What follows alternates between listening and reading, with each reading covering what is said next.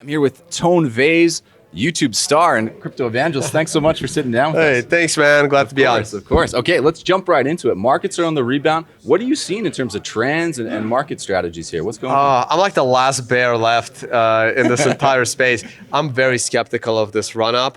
I could be totally wrong. We can shoot to the moon. We can go to new highs. Right. But I'm very skeptical on this run-up for several reasons. I don't see anything that's changed. Like the bear market happened for a reason because the prices got too high too fast. And I remember the bear market of 2014 and then the horrible year of 2015, which was probably even more painful than 2014. And people learned their lessons. I don't think anyone learned their lesson of the altcoin boom and the Bitcoin price rise of 2016 and 17. Right. We had a much longer price rise and we seem to have a shorter bear market. And the altcoins are coming back with a vengeance right now. Everyone's coming out of the woodworks. Yeah. But I'm currently in a war with the Ripple army, and I don't get it. And we could be heading for another bubble because these altcoins need to go away because they don't bring any innovation to the table. I don't believe in their existence. They make no sense. They're .coms to me without developers. And so I am skeptical, and at least I need a pullback. I want to see a pullback if we go down to 5,000 or 4,000 and then sustain that and then start to rise back up significantly. Then, yeah, we'll probably be out of the bear market and new all-time highs, here we come. Let's hope so. Now let's talk a little bit about the Ripple thing in general. What would you say your main, you gave some sort of broad criticisms of altcoins in general, but against the army there, what have your main criticisms been? My main criticism is that the Ripple token was just created to make money. They printed money out of thin air. I don't even know what they printed. We're in this weird environment where people wanted to print money for their company. And now, to me, it's a cross between a security of that company, like a stock, but it's being traded and used as money, and it can be used anonymously as money. And it's a huge problem. And if it's a utility token, then that also makes no sense because, airline miles are utility tokens, Amazon points are utility tokens, but they don't have a free-floating price discovery on anonymous exchanges by people from all over the world that are underage. They can do whatever you want. There's no KYC on that. But you're a company. You're a centralized company. And somehow you think that the token that you created as a centralized company is somehow decentralized by magic. The Binance token is the same thing. Like, for some reason, for 400 years, we've had exchanges without a native currency. And somehow Binance is innovative because they need a native currency to function, which makes no sense at all. Again, it's a way to print money or a security, and it's a centralized scheme, and the regulators are going to eventually figure it out. And Ripple is no different. Ripple may be doing great things with some of their products, but it's the XRP token that does not have a reason to exist other than because it exists, they have to create XRapid to give it a use case so that it doesn't look as silly as the token is.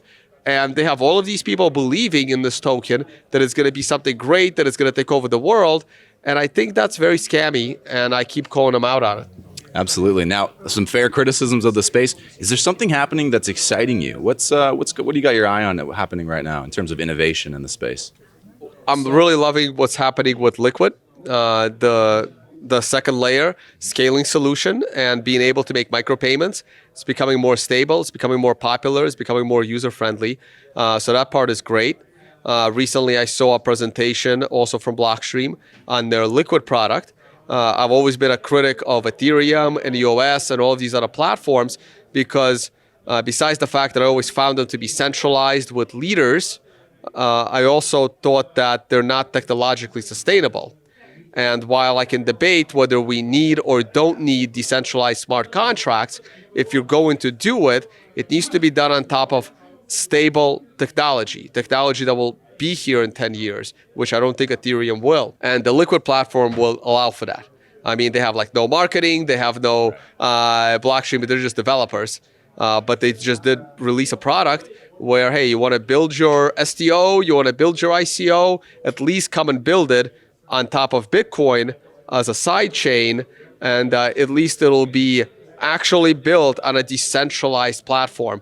So that's kind of exciting me. Not what's going to be built on top of it, but at least the technology is becoming stable.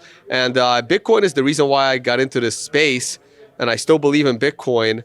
And I continue to fight all of the copycats in order to educate people on what they're trying to invest in. That makes sense. Now let's talk quickly about the YouTube community. Of course, you were an early crypto YouTuber. Why don't you tell me a little bit about how it's been engaging with your community there and sort of your takeaways from existing on the YouTube platform? Yeah, so I had a bunch of podcasts happening on my channel. Lately, I've been traveling a lot more, and it's been harder to do some of the shows. Some of my favorite shows were the Bitcoin Daily Brief, where we covered the news, the Law Show. We used to do that weekly.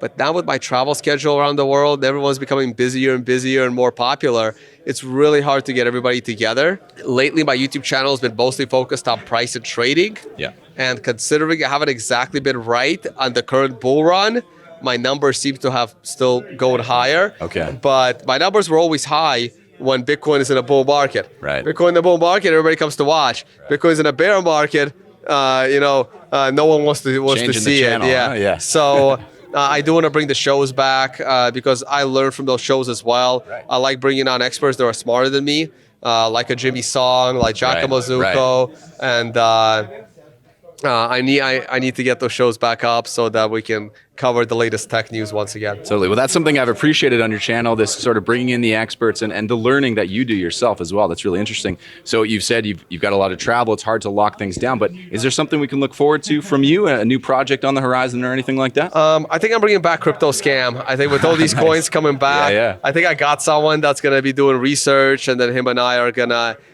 get together and we're going to talk about these coins. Also, the conferences. I started doing my own conferences. That's another interest now. I wanted to get it right. We did Unconfiscatable in Vegas. We did Understanding Bitcoin here in Malta about a month ago. Those will continue, maybe one or two more in the works. Understanding Bitcoin is the one that we're going to be a real staple going into the future. That's where we get to show people how to properly use Bitcoin and its latest features. It's kind of like a demo explaining why you should use Lightning and then showing you how to actually use it. So real educational slant. That sounds good. And we want to turn that website into an educational website on how to use Bitcoin. I own cryptoscam.com as well. Nice. I got to build that out so that make it like a WikiLeaks for all of these altcoins and scam coins. Hey, if something is doing something bad, upload it up there. I got to hire some people, go through it. When we have enough evidence, then we do a video on it. That community snitch factory, huh? Yeah, I have to work on that. Cool. Hey, well, thanks so much for taking the time. Thank you.